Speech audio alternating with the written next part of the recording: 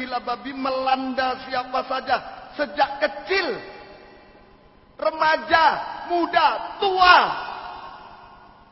sehat, cacat, melanda siapa saja. Sebab itu perlu bawa anak kecil kepada Tuhan. Jangan dibiarkan, oh anak kecil tidak apa-apa, anak kecil, oh nggak apa-apa, oh bahaya. Sangat berbahaya. Mulai kecil, mulai kandungan, mulai dalam kandungan, anak itu harus dibawa kepada Tuhan. Amin, saudaraku. Yesus berkata, bawa kemari. Sejak kandungan bawa sama Tuhan. Supaya dia dilindungi, disucikan dari penyakit gila babi. Dari kecil, remaja muda, sampai masa tua. Tetap penyakit ini. Tuli bisu ini. Penyakit ayan gila babi. Merongrong kehidupan kita. Penyakit ayan, arti jasmaninya sesuatu yang mustahil. Tidak bisa disembuhkan. Nah ini, kalau telinga tidak mau dengar pengajaran yang benar, tidak mau menyembah yang benar, bisa masuk penyakit ayan rohani. Gila babi itulah dosa makan, minum, seks. Dosa kawin. Tapi juga bisa masuk secara jasmani. Mulai menghadapi perkara-perkara yang sukar, perkara-perkara yang mustahil. Akibat tidak mau dengar pengajaran yang benar. Mulai masuk perkara yang seperti menghadapi penyakit ayan, tidak bisa disembuhkan. Saudara, ini perkara yang mustahil, perkara yang sulit, sampai perkara yang mustahil dihadapi. Karena telinganya tuli, mulutnya bisu. Semoga kita bisa mengerti malam hari ini. Ini zaman pertengahan. Coba, tidak ada yang menguntungkan. Zaman awal ketakutan, telanjang karena tuli bisu. Hawa telanjang, ketakutan, kehilangan suasana Taman Eden, telanjang, ketakutan. Lihat, itu kesusahan, susah payah. Bagaikan hidup di duri-duri, kutukan, susah payah. Karena tuli bisu. Mengurangi dan menambah firman. Sekarang zaman pertengahan, tidak mau dengar pengajaran yang benar, mulutnya tidak benar juga. Masuk penyakit ayan, gila babi secara rohani, secara jasmani mustahil. Sesuatu yang sulit mulai terjadi. Tadinya enak melayani, tadinya enak semua lancar, mulai sulit, mulai tertutup, bahkan mustahil. Sesuatu yang mustahil dihadapi. Itu tuli bisu. Zaman pertengahan sudah, zaman akhir. Zaman ketiga, nomor 3, zaman akhir. Inilah suatu tadi mengapa saya katakan, oh kalau ketemu orang tuli bisu jangan dekat-dekat. Kalau istilah kita ini jangan fellowship, jangan dekat-dekat. Bahaya. Cepat menular, tinggal tidak usah 1 hari. Sudah. Satu waktu saya memaksakan diri datang di satu kebaktian pemberkatan nikah. Bersama istri saya paksakan, ayo datang. Itu hari Sabtu. Saya datang. Lalu hamba Tuhannya berfirman mulai lawak. Waduh, lawak, ketawa. Saya ikut ketawa. Besok Minggu saya sudah melawak. Besok hari Minggu, istriku dari bawah lawak terus sudah. Wah benar. Saya alami. Langsung. Memang dasarnya saya ini pelawak dulu saja. Saya guru SMA yang paling melawak. Kelas saya tidak pernah diam. Kelas saya ramai terus, lawak terus. Tapi untungnya jadi hamba Tuhan bukan pelawak. Bisa diam. Itu oleh urapan Roh Kudus. Amin. Oleh urapan. Kalau ngajar tidak melawak saya tidak mau. Tapi untunglah Tuhan tolong saya. Tuhan tolong. Inilah pengalaman. Kejelekan saya, pengalaman. Begitu dengar satu kali, saya senang. Ketawa, lawak, lucu. Besok pagi di mimbar saya mulai. Istri saya ngamuk, tulisannya ditulis itu lawak. Catatannya itu selalu saya kontrol. Tidak pernah dipuji saya, mesti dimarahi. Ini lawak, ini mesti kurang apa. Itulah, hati-hati. Cepat menular. Zaman akhir, mari sekarang, zaman terakhir. Mari, zaman Allah Roh Kudus, zaman akhir. Dihitung dari kedatangan Yesus pertama kali sampai kedatangan Yesus kedua kali. Semestinya kurang lebih 2000 tahun. Mungkin ada yang protes, Om, sekarang 2010 Om, sudah kelewat. Apa masih relevan ini peta zaman? Ada yang juga, kalendernya beda, saya tidak belajar itu. Tapi saya baca di Alkitab ada perpanjangan sabar. Mestinya 2000 tahun. Kedatangan Yesus pertama sampai kedatangan Yesus kedua 2000 tahun kurang lebih. Kalau sampai 2010 belum datang, tidak usah berdebat. Itu adalah perpanjangan sabar Tuhan. Amin. Kepada kita. Belum datang, kasih kesempatan kepada kita. Nah ini terjadi juga. Tuli dan bisu. Zaman akhir. Tinggal selangkah Tuhan datang. Terjadi tuli bisu. Wahyu 22. Kitab Wahyu pasal 22. Ayat 18 sampai 20. Wahyu 22 ini ayat-ayat terakhir dalam Alkitab. Saudara, hati-hati. Sudah tinggal selangkah Alkitab digenapi semua, Tuhan datang. Masih ada tuli bisu, masih ada tuli bisu. Saudara, mari Wahyu 22 ayat 18 mulai.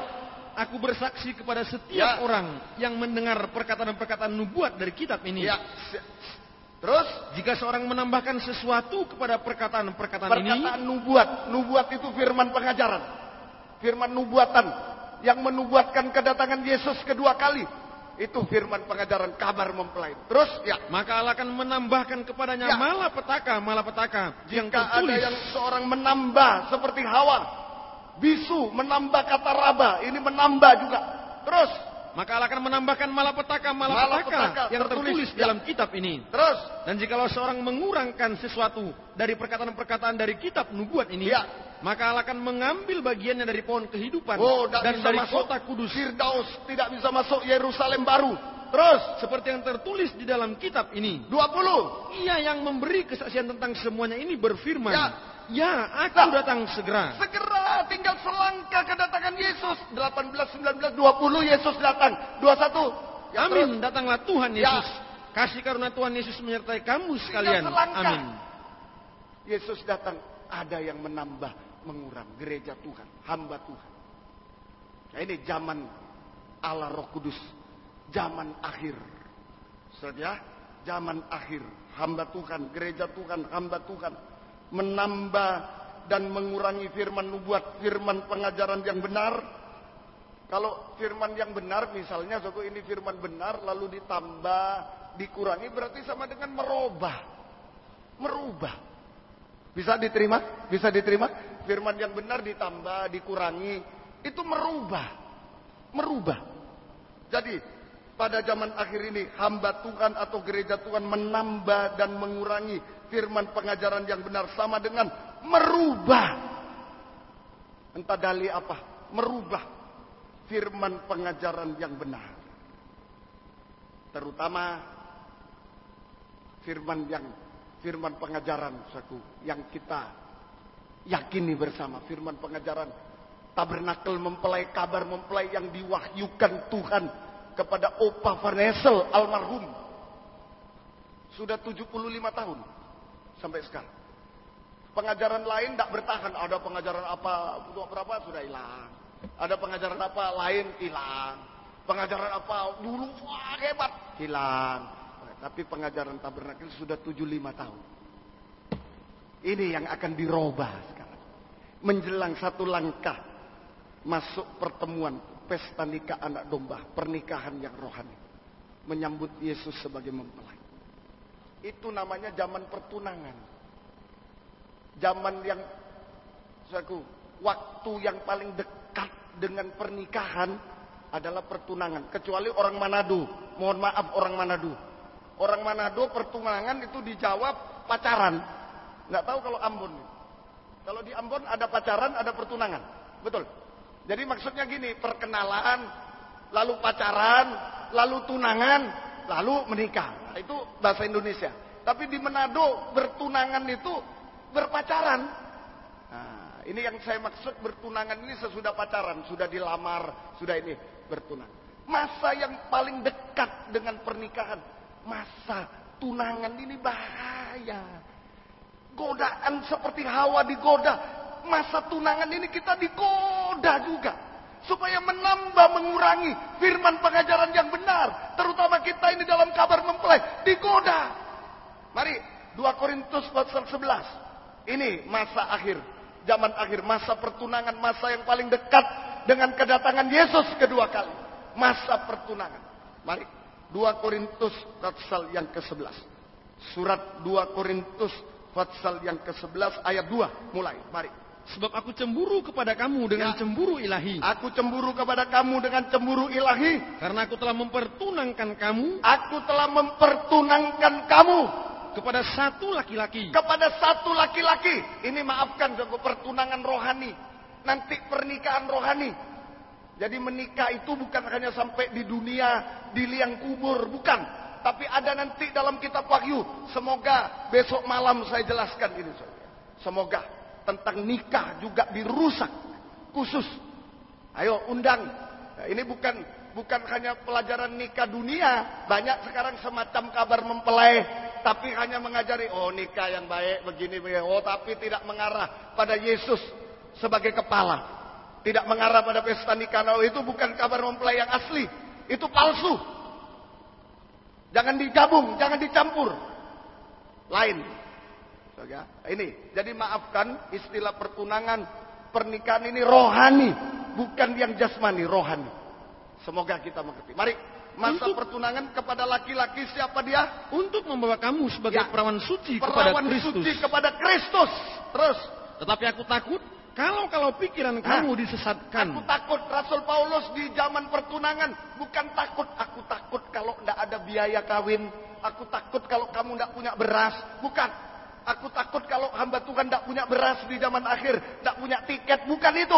Aku takut kalau pikiran kamu disesatkan dari kesetiaan kamu yang sejati kepada Kristus. Sama seperti Hawa diperdayakan oleh ular itu dengan kelicikannya. Kitab Kejadian terulang pada kitab Wahyu. Hati-hati. Penyakit tuli bisu. Jangan dekat-dekat. Jangan dekat-dekat langsung tertular. Jangan dekat-dekat. Langsung tertular. Ya. Terus, mari. Sebab kamu sabar saja. Ya. Jika ada seorang datang memberitakan Yesus yang lain. Yesus yang lain. Diselewengkan. Terus ditambah dikurangi firman. Terus. Daripada yang telah kami beritakan. Atau memberitakan kepada kamu roh yang lain. Roh yang lain. Daripada yang telah kamu terima. Atau Injil yang lain. Ajaran yang lain. Daripada yang telah kamu yang terima. Yang sudah kamu terima 75 tahun. Yang sudah diwahyukan kepada Opa Vanessel 75 tahun. Jangan terima yang lain. Ini Hawa dulu. Entah berapa tahun tidak ditulis Hawa di Taman Eden. Sudah menikmati pengajaran yang benar dari Tuhan. Semua buah pohon di taman boleh kau makan buahnya dengan bebas kecuali satu. Jangan kau makan. Ditambah-tambah dikurang. Padahal dia sudah senang dengan firman itu luar biasa. Tuhan pelihara. Ditambah dikurang. Mau lebih dari Tuhan. Akhirnya kutukan. Ini juga. Hati-hati masa tunangan ini. Sudah kita terima 75 tahun ini. Kabar mempelai yang diwahyukan Tuhan pada Opa Vanessel. Dan kalau diselidiki, sama seperti Opa Vanessel menerima wahyu dari Tuhan. Seperti Musa menerima tabernakel dan 2 loh batu di Gunung Sinai. Sama persis. Tidak ada yang salah. Sama persis. Tidak ada yang perlu ditambah dan dikurangi. Itu wahyu dari Tuhan. Ini yang harus hati-hati. Masa pertunangan. Kita harus hati-hati. Saja, ini masa pertunangan. Zaman akhir ini. Jangan sampai menambah dan mengurangi firman pengajaran yang benar. Jangan sampai merubah firman pengajaran yang benar. Jangan merubah wahyu Tuhan. Jangan. Akibatnya apa? Kalau kita merubah dengan ajaran lain ditambah. Dengan ajaran lain ditambah dengan macam-macam sekarang ini. Macam-macam. Banyak sekarang ini perdebatan. Tentang tabernakel. Banyak sekali. Saya dengar. Di Alkitab umpama ini saya beri contoh.